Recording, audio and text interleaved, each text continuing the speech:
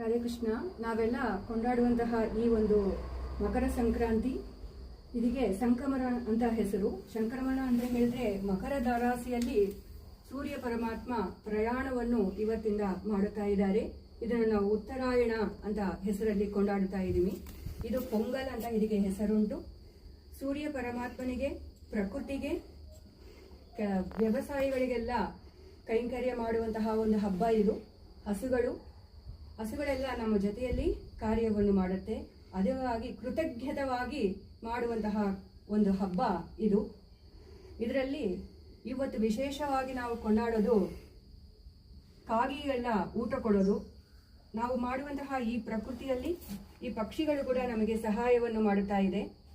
ಅದನ್ನೊಂದು ಕೃತಜ್ಞತೆ ಆಗಿ ನಾವು ಇದನ್ನು ಮಾಡುತ್ತಾ ಇದ್ದೀವಿ. ಕಾಕಾ ಪುಡಿ ವೆಚ್ಚೇನ್, ಕಣ್ಣ ಪುಡಿ ವೆಚ್ಚೇನ್, ಕಾಕಾ ಕುಂ ಕುರುವಿಕುಂ ಕಲ್ಯಾಣಂ. ಹೇಗೆ ಪಕ್ಷಿಗಳೆಲ್ಲ ಕಷ್ಟ ಸುಖದಲ್ಲಿ ಒಬ್ಬರಾಗಿ ಸೇರಿರ್ತಾರೋ ಅದೇ ರೀತಿಯಲ್ಲಿ ಜೀವಾತ್ಮ ಎಲ್ಲರೂ ಕೂಡ ಒಂದು ಸೇರಿ ಇರಬೇಕು. ಅಣ್ಣ ತಂಗಿಯರು ಎಲ್ಲ ಸಂತೋಷವಾಗಿ ಇರಬೇಕು. ಅಣ್ಣನ ಒಂದು ಸೌಖ್ಯಕ್ಕಾಗಿ ತಂಗೆ ಅವ್ರ ತಾಯಿ ಮನೆಗೆ ಬಂದು ಈ ತರ ಹಬ್ಬವನ್ನು ಮಾಡೋದು. ನಾವು ಮಾತ್ರ ಇಲ್ಲ, ಸಾಕ್ಷಾತ್ ಮಹಾಲಕ್ಷ್ಮಿ ಕೂಡ ಪೆರಿಯಾಳ್ವಾರ್ ಮನೆಗೆ ಬಂದು ರಾಮಾಂಜನಕ್ಕಾಗಿ ಈ ಒಂದು ಹಬ್ಬವನ್ನು ಮಾಡುತ್ತಾ ಇದ್ದಾಳೆ. ಇದರಲ್ಲಿ ನಾವು ರಕರಕವಾಗಿ ಅನ್ನಗಳನ್ನು ಕಲಿಸಿದೀವಿ.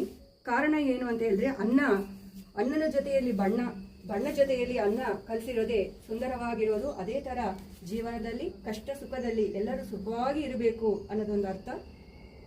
ಜೀವಾತ್ಮ ಪರಮಾತ್ಮ ಅನ್ನೋ ಎರಡು ಸಂಗಮ ಕೂಡ ಇದರಲ್ಲಿ ಕಾಣಿಸ್ತಾ ಇದೆ. ಸುಖ ಯಾವಾಗ ಉಂಟಾಗತ್ತೆ ಜೀವಾತ್ಮನಿಗೆ?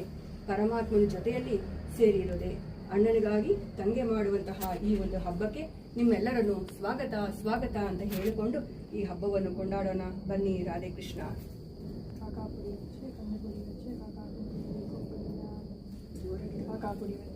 ಕಾಕಾ ಪುಡಿ ವೆಚ್ಚೇನ್, ಕಣ್ಣು ಪುಡಿ ವೆಚ್ಚೇನ್, ಕಾಕಾ ಕುಂ ಕುರುವಿಕುಂ ಕಲ್ಯಾಣಂ. ಪಕ್ಷಿಗಳು ಕೂಡ ನಮಗೆ ಪ್ರಕೃತಿಯಲ್ಲಿ ಅನುಕೂಲವಾಗಿರುವಂತಹ ಕಾರ್ಯವನ್ನು ಮಾಡುತ್ತಾ ಇದೆ.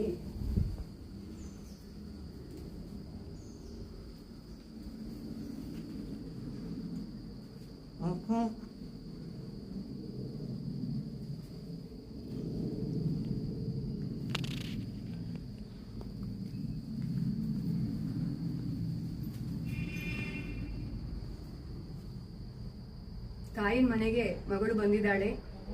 ತಾಯಿ ತಂದೆಯಾಗಿರುವವರು ಅವಳಿಗೆ ವಸ್ತ್ರ, ಆಭರಣ, ಎಲ್ಲ ಐಶ್ವರ್ಯಗಳನ್ನು ಕೊಡಬೇಕು.